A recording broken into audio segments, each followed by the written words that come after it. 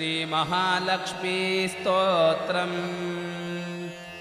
पुरन्दर उवाच नमः कमलवासिन्यै नारायण्यै नमो नमः।